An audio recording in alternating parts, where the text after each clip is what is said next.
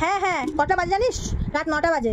জলই খেতে যাক, শুধু ফ্রিজ খোল আর জল খা, শুধু ফ্রিজ খোল আর জল খা। আর পড়াশোনা করতে লাগবে না তোকে।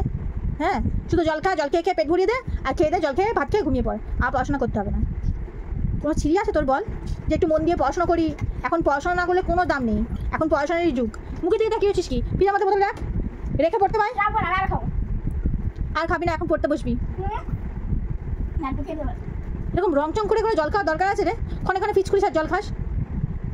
এই যে কালকে থেকে আজকে থেকে যে গরমের ছুটিটা পড়েছে, 28 দিন ছুটি, এর মধ্যে হাফেলি পরীক্ষা পড়া কমপ্লিট করতে হবে, নাহলে পরীক্ষা লিখবি করে তুই? স্কুল খুললেই তো হাফেলি পরীক্ষা। তোর কোনো কাণ্ডজ্ঞান ভ্রুক্ষেপ কিছু আছে? এখন খেটে গুটে 24 ঘন্টা পড়তে হবে, ক্লাস 4 পড়িস।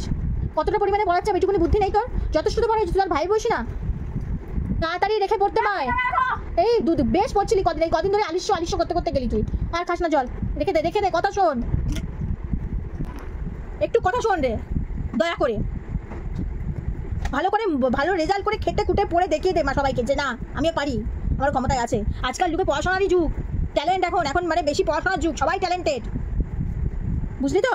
এরকম চুপ করে খারাপ হয়ে চোখের সামনে আবার দাঁড়িয়ে থাকবি না, আর হাসি বার করবি না, বুঝলি তো? পড়াশোনা করলে এখন জগতের কোনো দাম নেই, নিজের পায়ে দাঁড়িয়ে একটা চাকরি বাকরি করবি, তারপরে কোনো জগতের দাম নেই। আর আমার কাছে তো বড় লোকের চাল সহ্য হয় না, পড়াশোনাটাই মেন। চোখ নাক ঘুচালে মুখ ঘুচালে কী করে হবে বল? তো সবই চোখ নাক ঘুচানো আর সবার মুখে মুখে তর্ক করা, তো সবটাই সবার সঙ্গে তর্ক করা তোর স্বভাব।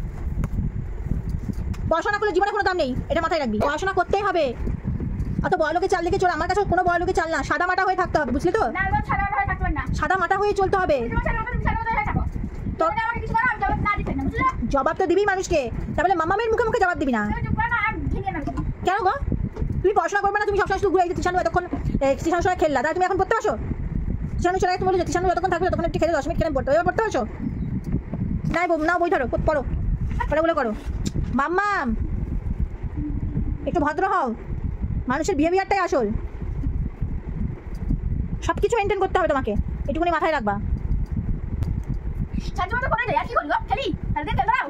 না খেলতে দেবো না তো, এটা তো খেলার বয়স না, খেলার বয়স তুমি পেরিয়ে গেছো। এই ক্লাস 4 পড়ো, প্রচুর চাপ পড়ার। এই বছরটা তোমাকে খেটে খুটে পড়ে ভালো নাম্বার পেয়ে ভালো স্কুলে ভর্তি হতেই হবে। আগে তো সপ্তাহে একদিন ছুটি দিতাম খেলার জন্য, এই বছর তো কোনো ছুটি দেবো না, এবছর শুধু পড়া আর পড়া।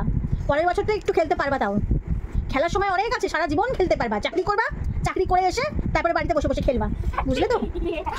খারাপ কি বললাম? তুমি খেলতে পারছো না সারা জীবন, তাই বললাম যখন চাকরি করবে, চাকরি করে এসে অঢেল সময় তারপরে এসে খেলবা বাড়িতে, আবার কি?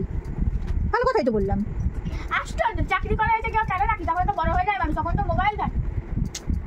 বড় হয়ে যান একটা কিন্তু সারা জীবনই খেলবে। আমি খেলি না, আমি এখন চাকরি করে অনেকেই খেলা করে। তুমি খেলো, তোমার আফসোস, তোমার আক্ষেপ, তুমি খেলতে পারছো না এখন, তোমার এত পড়ার চাপ। তাই বললাম চাকরি করেই তুমি খেলবে।